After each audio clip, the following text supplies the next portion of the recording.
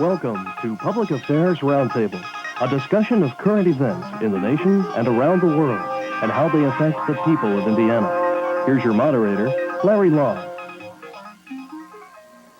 What has the election given us? It's given us some more Democrats in the State House.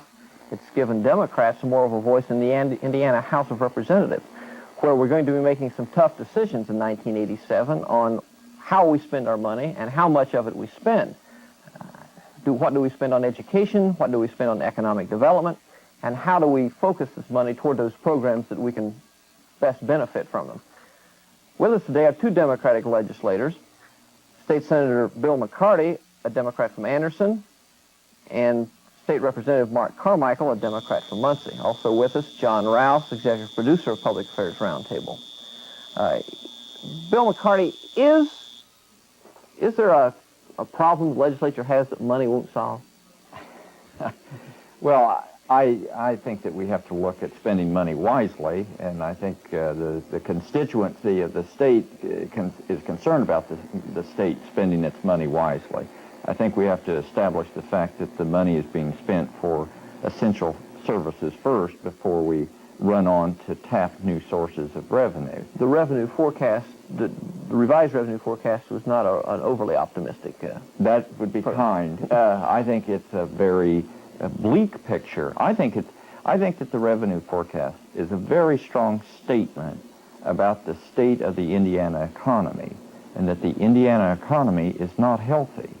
That in spite of all the talk about new jobs and new industry and all that this administration has done for the economic well-being of Indiana, when you project a growth rate in the state of 2% or 3% over the next 2 years, that's not a very healthy economy.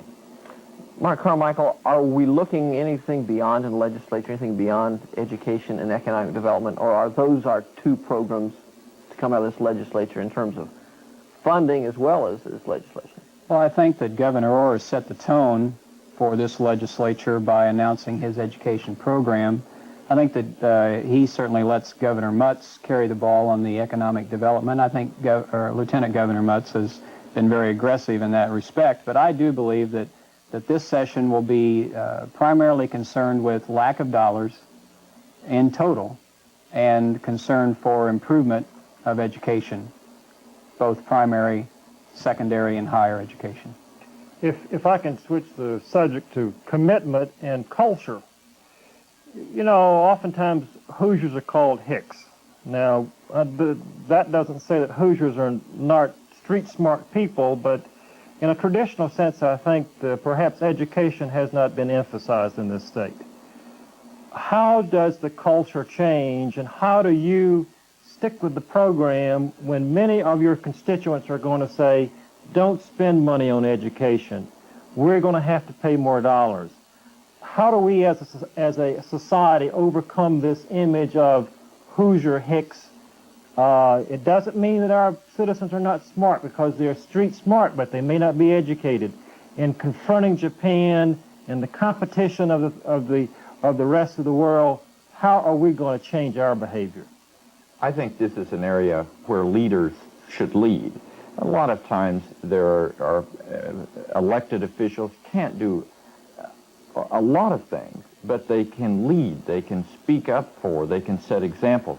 And I think it is our responsibility to emphasize the value of education and training, to be very upfront about the importance of that, communicate that to our constituents and to other decision makers in the arena. Sometimes, actually, I think the legislature is behind the citizens, that they place less of a value on education and training than citizens. I sense sometimes an inward feeling that, well, yeah, we really should do more for education among voters. I really do. They don't go out in front on it, but if you speak to the education issues, they respond positively. And I'll give you two examples of where we say education is important to us in this state. One is the Ball State Academy. I think it's important because of that, of symbolizing the intense quality education for our best and brightest is important to us.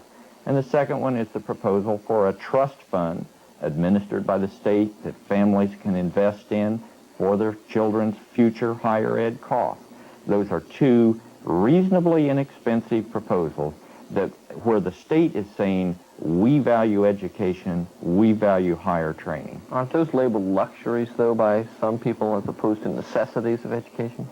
I would say the trust fund is not a luxury. I think that the trust fund is a classic example of the state offering its best services with very minimal cost, if any cost, and in encouraging the private sector, the private family, to plan for higher education and training. I am stunned by opposition to that project from conservatives because it's an incredibly conservative proposal. It is, we want the family to finance their higher education and we want to plan for it. I mean, those are good traditional family conservative values. The Ball State Academy can be depicted, I suppose, as a luxury. I don't see it that way. I see it as the state making a statement about training its best, its brightest. I see it as an infrastructure statement, that you talk about development of roads and rail supply lines, and you talk about developing a facility that encourages the best and brightest and their talents to be developed, and that encourages them to stay in the state. I see it as infrastructure. If I could follow up with a question for Marc, especially. Marc, the Indiana State Teachers Association was very instrumental in your election. To me, in a sense, and I think in the perception of some in the state, the Indiana State Teachers Association, ISTA, is more part of the problem instead of part of the solution. They are indeed the permanent bureaucracy, so to speak, as faculty of the schools in our state. How do you get them to change? Well, I think that the ISTA agenda for education is just that. It's an agenda that has merit, but it is an agenda that stacks up against the agenda, for instance, of Governor Orr and Dean Evans. It's an agenda that has to be stacked against the agenda of the Farm Bureau. They have their own education agenda. There's an agenda from the Indiana State Chamber of Commerce. And I'm sure that if you ask all 150 legislators, we all have our own agenda. I think that the ISTA proposals will be weighed against all the other agendas that are going to be proposed. And I think that it's safe to say that everyone is interested in improving education in Indiana, but we all have our own different philosophies how best to do that. I think we're in the situation we're in because we have been very short-sighted over the years in the amount of money that we were willing to put into education. I believe that as it relates to education, that certainly an ounce of prevention is worth a pound of cure. I think we've reached the pound of cure stage. And I think that you were talking earlier about Hoosiers maybe not putting the commitment into education that they should, being street smart, but not putting the emphasis on higher education that might be necessary. And I think that's coming home to roost right now. I believe we've put it on the back burner for so long that we have ourselves in a real precarious predicament. We look at the quantity and the quality of spending for education. Do we need to make an effort to upgrade teacher salaries, and is that an answer in itself? Well, I think that's the, when you look at the ISTA agenda, they represent teachers. And that is high on their list of priorities because that's who they represent. The other groups, that's not nearly as high in their list of priorities, and I think rightfully so. I think we're bombarded in the hallways with people pushing their own special interests, and I would not be surprised if the Indiana State Teachers Association was pushing for higher teacher salaries as maybe their top priority, and you would expect them to do just that. But I think that, like I said earlier, that once the give and take begins, then their agenda is just one of many that are being proposed to improve education. I do believe that we are losing a lot of good teachers because they can make so much more in the private sector. And if you are truly concerned about education, then I think your first concern should be quality educators. And unless we pay them the amount of money that will allow them to stay in teaching, then I think we're going to continue to lose them. I would add, that I would follow the economic principle of the competitive economic market, and to some extent it makes sense to raise those salaries. If you pay, then you get stronger effort, performance perhaps, although there are certainly many educators in the field who've worked very long and hard. Some of them resent the suggestion that they're all, not putting forth effort, and if we raise the salary, then they'll all work harder. Many of them do. But I do like the concepts of the economic market, and we should apply them in education. Pay salaries, you'll recruit stronger people out of the colleges and universities. Carmel has made that commitment. Carmel has made a substantial commitment to an increase in salaries, and I suspect they'll get lots of applications and have a lot of people to pick from as good teachers. When you start talking about paying teachers more, spending more for education, you're talking about what Governor Orr says, an expansion of revenue, which, as we all know, is a tax hike. It goes back to the question that John asked. Are Hoosiers going to be willing to accept that commitment? Actually, I think that Hoosiers would be supportive of a tax increase if they think the money is being spent wisely and will advance education. I think they are supportive of that idea. I'm not sure they're going to be supportive of Governor Orr's proposal necessarily, but I think they could support a package that was a fair, equitable tax increase and was spent on programs. I would like to say that the Department of Education is the largest bureaucracy at the state level, and I think it could stand a little review of the existing programs and kind of weeding out some of the dollars that are being spent right now. I think we could clean up the Department of Education a whole lot. There's a diffusion, a tremendous number of programs, and we need to get those down to the essential ones, and then if we need to supplement that with additional monies for incentive pay for teachers, encouraging higher salary levels, encouraging higher performance from students, I think voters would support that. Bill, you raised a very important point. Education, we should emphasize, is a nonpartisan issue, and it's certainly not an esoteric issue. The thing we're talking about with education is the citizen being able to go back and retool and improve his skills to be able to combat a changing world. It is not a partisan issue, but as I perceive things, with the Democrats really doing better this past year, Evan Bayh, of course, won, there's kind of a new Democratic viability, in a sense, in the state. I sort of think of you fellows, for example, as Phil Sharp Democrats, and I'm not sure what that means. But let me ask you, in terms of kind of a partisan approach to it, how would the Democrats in Indiana try to raise this issue of competition more so than the established Republicans have done in the governor's office over the last 20 years?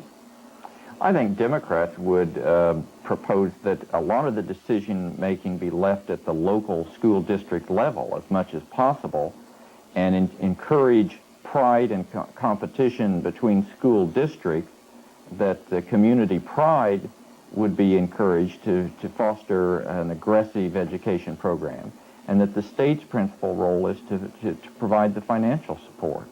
For example, that prime time, which was implemented by this administration after Democrats called for it to be done statewide.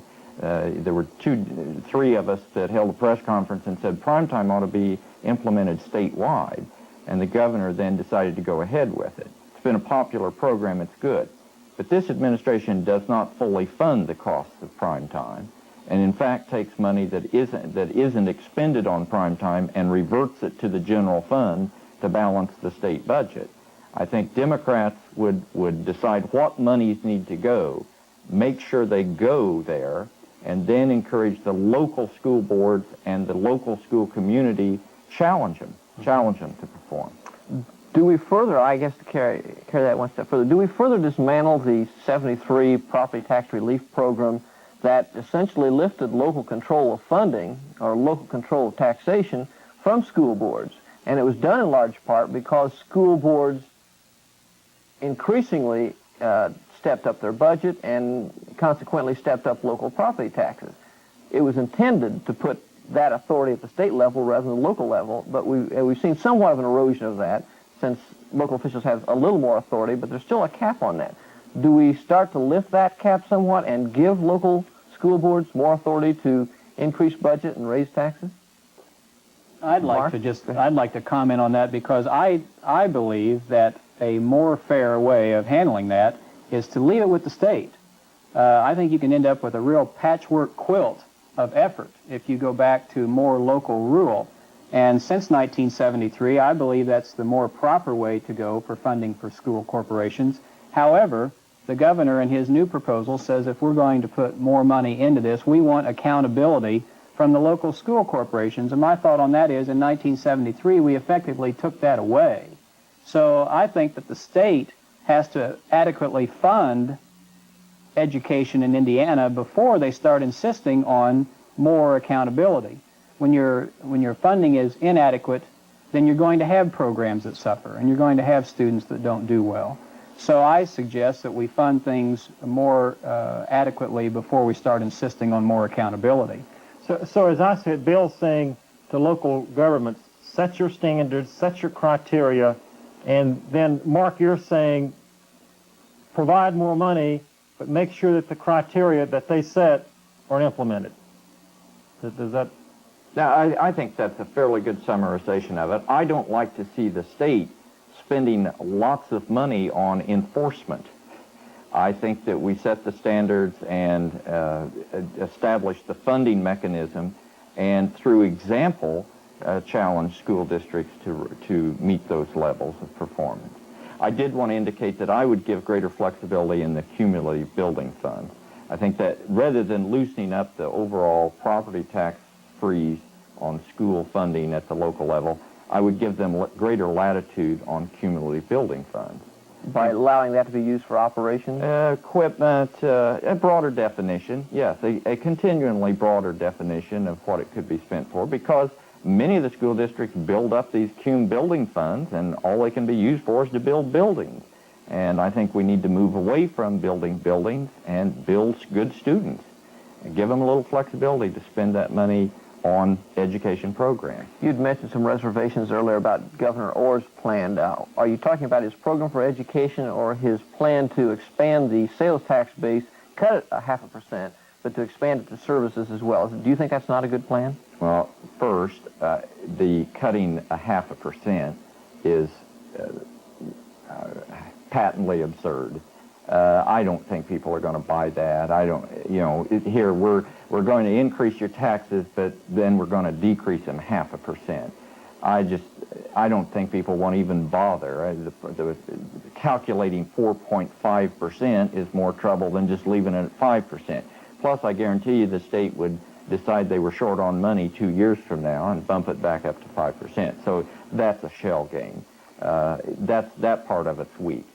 Real problems with implementation of sales tax on all services, and I notice already that the list of exemptions is growing. I did notice, Larry, that newspapers would be exempted. You'll be happy to hear that. So there are going to be some problems with it. So I have problems with the tax that he's proposing, yes. The governor also proposes that there be a 185-day school year, and this would include 15 more school days, and this would cost approximately $236 million. How realistic is this as far as enactment? Well, I happen to believe that we're headed for a longer school year. I don't think that we can continue to compete worldwide operating on 175 or 178 days of school, especially in a climate like Indiana where you're going to lose a certain amount of days every year to weather. I think it's going to be especially hard to make up lost days. I think that you do need a definite end to the school calendar. I don't think you need a gray area out there where we might be done on May the 21st, yet we might not be done till June the 21st. But I think that additional school days will help take care of that situation. We're still going to lose a few days to weather, but with a longer school year, the children will be in school more days. And I think that's going to be critical as we try and compete over the next 20 or 30 years on a worldwide basis. I don't see anything but a longer school year coming up, no matter what it costs. education is billed as one of those economic development programs as well. You need a good, sound educational system. But let's look at the economic development program in Indiana. Specifically, the proposal in this legislature to fund the incentives, the capital expenditures for the new plant, auto plant in Tippecanoe County near Lafayette. Is this a good investment, or is this a real chance of gamble that we're walking back into the factory base for our taxation, for our economy, when it looked like, in fact, we were moving towards service economy, when Indiana suffered through the recession because we were so largely based on the smokestack industries? Is this a good investment? Well, I think that there was a lot of political pressure to find some major assembly plant or automobile plant to locate in this state, since everybody was pointing out that every other state had one around it. So I think a lot of it is a response to political pressure. I think whether it pays off for the state in the long run is hard to project. It's a long shot, a long call. I won't find fault with it at this point. If they have the opportunity to locate a potential major industrial base, and it happens to be in Lafayette, West Lafayette, I can go along with that. I think the state has to be careful about what it invests and promises. There's about $56 million of state commitment on this. If it runs the same pattern as it did in Fort Wayne, and the actual expense was double that, that would be unfortunate. And we spent twice as much at the state level as what we estimated for the assembly plant in Fort Wayne. I think we have to watch our costs. It does illustrate the point that we found $56 million real quick by shifting around existing budget monies. Lieutenant Governor Mudd says we're just kind of reassigning our categories here, and they found $56 million real quick. I wonder how they might be able to do some of that for education, too. I think they could. Bill and Mark, as I said, I had the perception of you folks of Phil Sharp Democrats, and Phil Sharp Democrats basically don't call for more government except perhaps in education, is because what you need, in order to have this to be paid for by the public sector, you have to have a very dynamic economy. So I would assume that you would also ascribe to that focus that you have to have a very dynamic economy so you can take the taxes to pay for a good educational system. Well, I think that in the case of the plant in West Lafayette, I think that Indiana has shown good restraint. I think that we did not go out like Tennessee did or Kentucky did and give away the farm just to have an assembly plant. But I think it's important not to give away too much to attract new business, because then your tax base is effectively crippled. I know in Allen County, their school system is having problems now because this new truck assembly plant is bringing so many new families and their children into the Allen County area, but they've given away so much of their tax base that they can't afford to educate them properly. So I think that we did a good job, that Lieutenant Governor Mutz did a good job in the Lafayette area, not giving away too much to attract the assembly plant. And I don't think you have to give away tax dollars to attract, for instance, foreign investment. I think they picked Lafayette because Lafayette had a lot to offer them. Lafayette had a good educational base. They had the Interstate 65 running right alongside the site. I have to assume that their infrastructure system is sound. I think that companies look more at what you can offer them and their employees down the road than what kind of tax savings you can offer them in the first 10 years or so. On the fiscal policy question, yes, I would typify myself as a conservative. And I think my first priority is a balanced budget, personally and at the state level. And I don't think this administration has performed very adequately in terms of a balanced budget. You know, Democrats traditionally have been depicted as tax and spend. I would depict this administration as spend and tax, that they spend and overspend and then have to come back with another tax increase. And that's really what we're looking at here.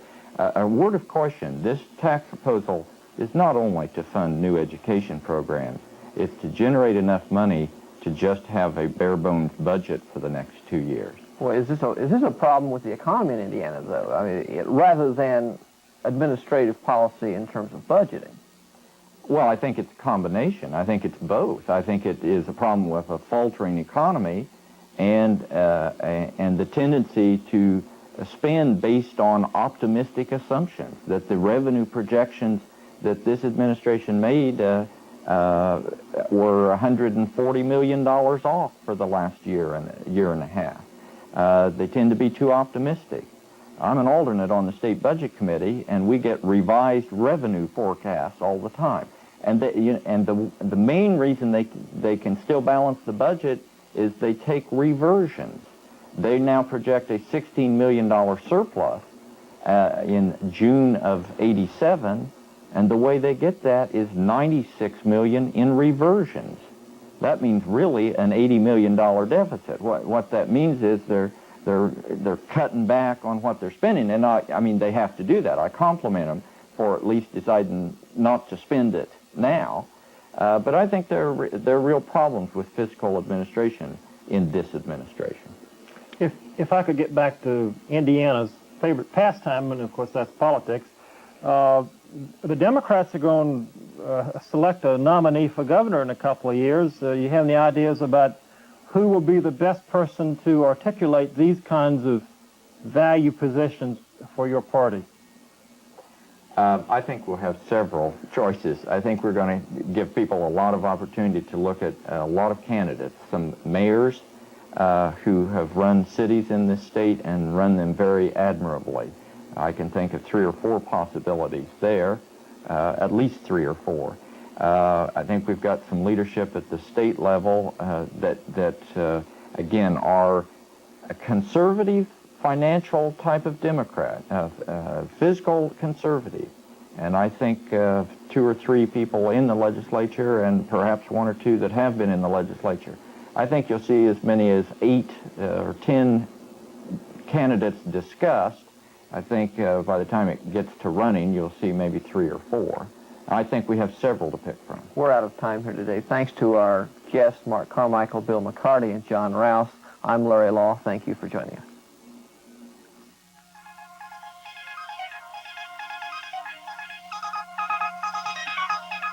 If you have comments regarding this program, please address them to John Rouse, Box 149, Muncie, Indiana, 47305. The producer for Public Affairs Roundtable is John Rouse. Associate producers are Cecil Bohannon and Bill Mosier.